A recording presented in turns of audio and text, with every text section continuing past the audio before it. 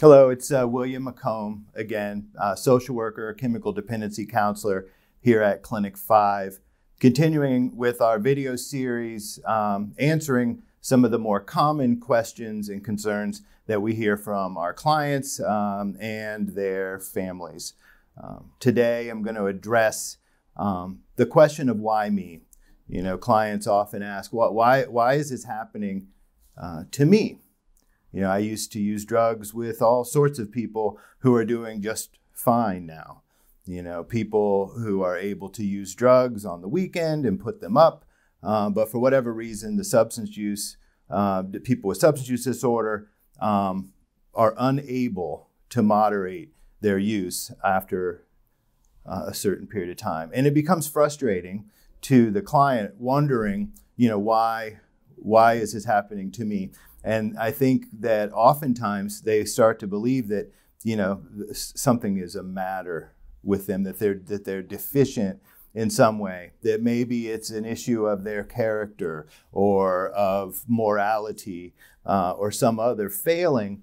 And what we want our clients to understand is that that's not true, and that there are a lot of contributing factors that lead to someone developing a substance use disorder. I think one of the big questions that people will ask anytime a trait or in this case a disease occurs, they ask the age-old question of nature versus nurture. So anytime that, you know, a trait or a human characteristic, or in this case, a disease occurs, it's common to ask the question or the age-old debate of nature versus nurture. And what nature versus nurture simply means is did this disease occur because of genetics, because it was in the bloodline of my family?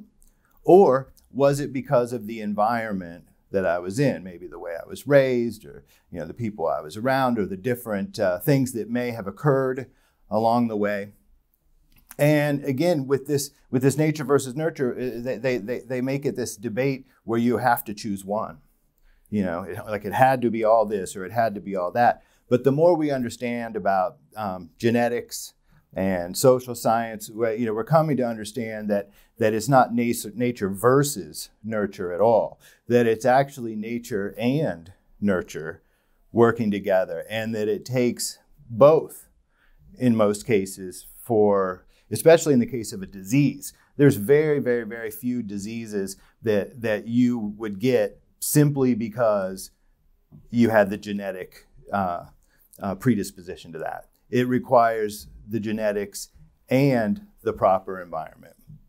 So we're talking about addiction, obviously, but just as an example, if you knew you had a family history, genetic history of skin cancer, but you were always careful to put on the sunscreen and, you know, carry a little umbrella or whatever, then the chance that you're going to get that, it just goes way, way down. You know, but if by contrast you were always in the sun and laying in tanning beds and never putting on any sunscreen, well, the chances that you would get that skin cancer go way up.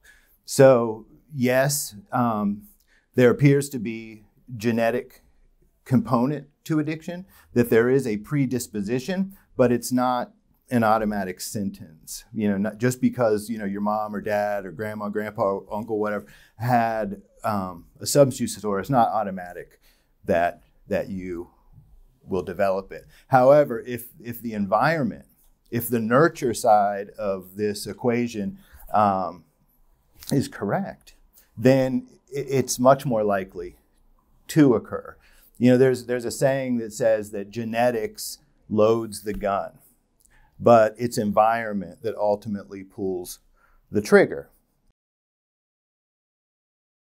So when you look at people with substance use disorders, and of course, it's not true of all, but most, okay? The most common things that people with substance use disorders deal with.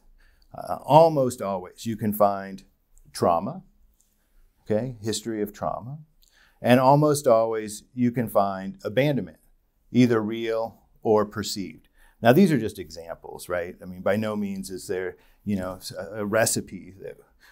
However, if we know that most people with substance use disorders have a history of trauma and abandonment, real or perceived abandonment, then we would be wise in our own households, raising our own children, to minimize, best we can, trauma and abandonment, right? Because, and how would you minimize trauma? Well, maybe there's not as much, you limit arguing. Maybe you limit violence. Maybe you limit, to the best you can, that the important people in your children's life try to stay permanent, And where there is maybe not permanency, that you try to fill that with what they would call a compensatory figure, a coach or scout leader or important teacher, to try to offset any instances of trauma and abandonment. Trauma and abandonment, of course, are just two examples, but they're two very important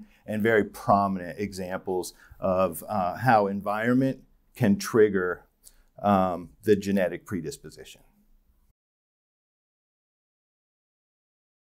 Biological reasons that people start using drugs. And remember that drugs provide a benefit. Certainly at the beginning, drugs work, so we should never pretend that the drugs don't work or don't provide some benefit to the client. Example, biological reason, pain, physical pain. Okay, a lot of our clients, if not most of our clients, come here because at some point or another throughout their drug use history, they were prescribed opioids for legitimate physical pain that they were having. And the opiates provide a benefit. That benefit is pain relief. If you're dealing with chronic pain, you're not able to work as much as you'd like, maybe. You're not as mobile as you would like. And the opiates come in and provide a benefit that allows you to do things that you otherwise couldn't do. Psychological. A good example of this would be depression or anxiety or any other number. We mentioned trauma. But for the sake of an example, depression. A person who deals with clinical depression, it's not as if they want to be in that situation. They have trouble oftentimes being motivated, getting out of bed, completing their tasks. And when a person who has depression of this nature finds opiates for the first time, it actually corrects that issue. Again, temporarily provides a benefit. And that benefit is that maybe for the first time, they're able to operate in a way that they've always wanted to, but just didn't know how.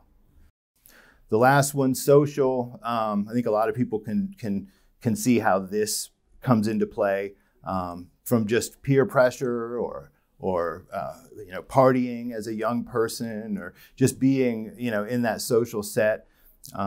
I've heard clients talk about broken relationships that they're in, be it marital or other, and they realize that if they just get high, that the problems from that social relationship aren't as prevalent. And so they're self-medicating for that broken relationship. So the responsible thing, obviously, would be to, break up or get some counseling. But instead, the person chooses to use drugs. It solves the problem temporarily, but in the long run, it leads to a real problem.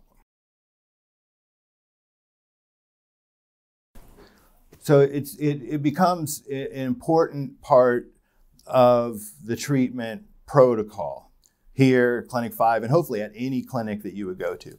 One of the first things you do is you assess the person in these domains. You do literally what's called a biopsychosocial assessment. And what we do is we help the client identify where these deficits are, where they were substituting drugs for a proper remedy, using drugs instead of the more. So in the example we used for biological, that there's a physical pain.